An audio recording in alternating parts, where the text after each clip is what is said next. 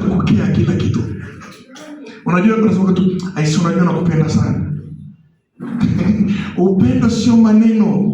Mzee Yohana akasema watoto wadogo msipende kwa nini? Maneno.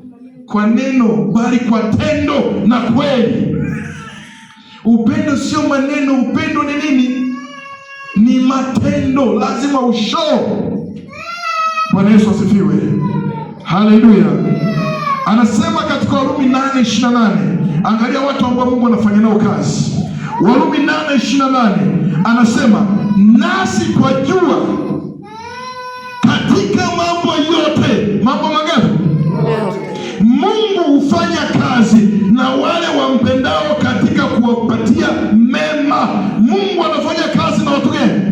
Anafanya kazi na kila mtu. Anafanya kazi na wale wampendao katika kuwapatia nini? Mema. Kwa hiyo mema yaendi kwa kila mtu.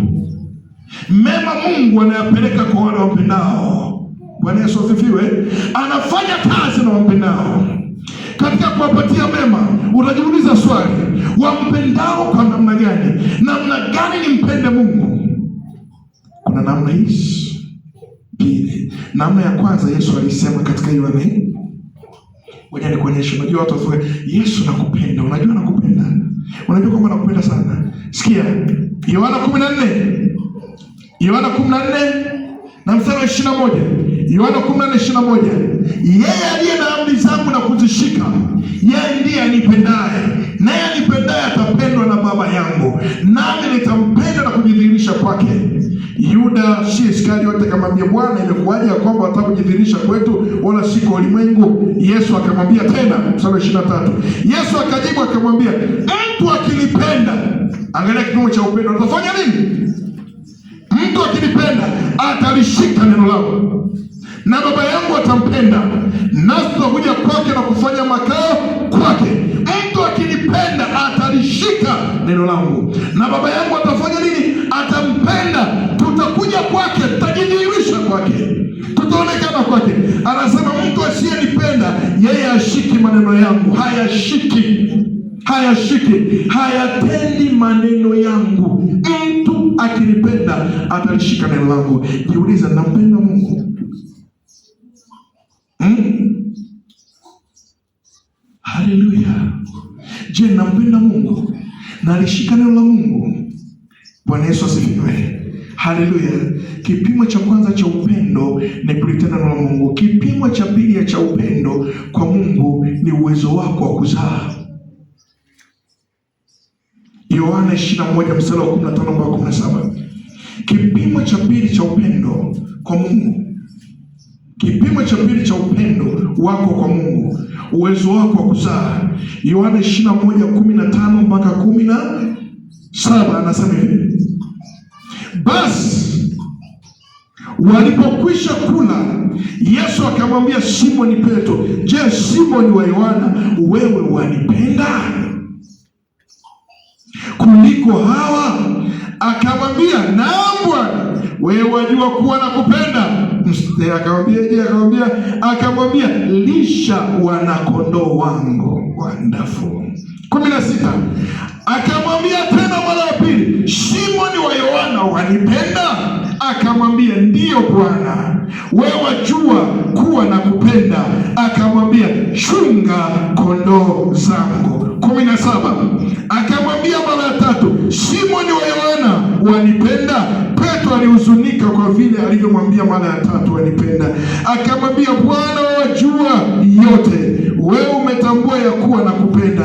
Yesu akamwambia, lisha kondoo zangu. Lisha kondoo zangu kivipi? Unaelewa maana yake ni ambayo Yesu alikuwa anaifanya?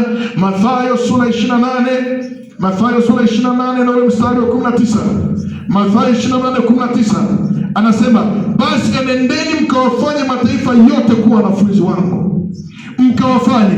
Kama unampenda Yesu utawafanya. Chunga kondoo wangu, lisha kondoo wangu, anamaanisha watengeneze watu. Sawa? Tumetumwa kuwafanya watu kuwa wanafunzi wa Yesu. Kiwango cha cha upendo wako kwa Mungu ni kiwango chako cha kwenda kuambia watu kuhusu Mungu. Wonderful. Ni ngumu hiyo tamu, si ndio? Kiwango cha upendo wako kwa Mungu ni kiwango cha namna unavyobadilisha maisha ya watu kutoka mikononi mwa shetani kuingia mikononi mwa nani? Kuingia mikononi mwa Mungu. Unafunua upendo wako kwa Mungu na sio kumwambia Mungu nakupenda. Unajua kuna mtu akiwa kwenye moto sikia, baba nakupenda, baba nakupenda. Mungu amesikia nakupenda nyingi sana kwa watu, anahitaji matendo, action. Je, unanipenda? Chunga kondoo zangu. Badilisha maisha ya watu, wafanye mataifa kuwa wanafunzi wangu, watoke mikononi mwa shetani, wabadilishe tabia zao. Kama kweli unanipenda, fanya.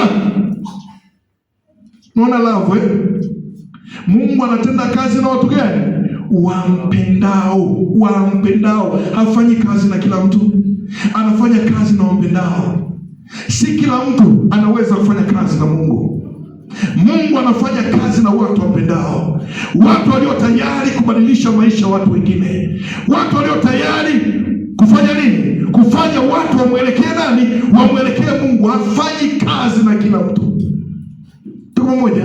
Mungu anataka nini kwako? Anataka umpende.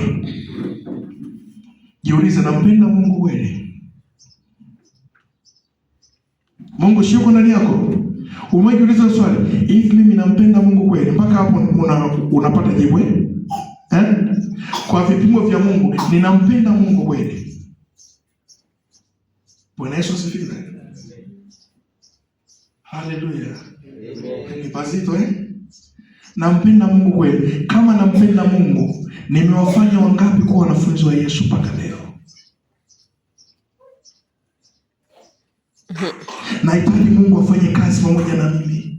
Nimewafanya wangapi kuwa wanafunzi wa Yesu mpaka leo? Mpaka leo ni wangapi? Naweza nikajivunia nikamwambia Mungu, hebu angalia, hao wote hawa nimewafanya kuwa wanafunzi wako. Nimedhihirisha pendo langu kwako. Unajua mtu anayempenda akikwambia nenda, unaenda, question.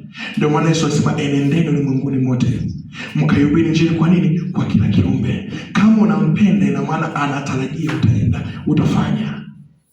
Kama umpendi, hautafanya. Kwa mtu ambaye umpendi, ufanye. Ndio ile Mungu analalamika, anasema watu hawa uniabudu kwa nini? Kwa midomo, lakini mioyo yao iko mbali nami. Hawanipendi, hakuna pendo langu ndani yao, lakini wananiabudu kwa nini? Kwa midomo. Ukimpenda Mungu utafanya kile anachotaka. Bwana Yesu asifiwe. Kwa Mungu anatarajia nini kwako? Anatarajia umpende, umwamini. Ukimpenda lazima utamwamini, hutaweza kumquestion.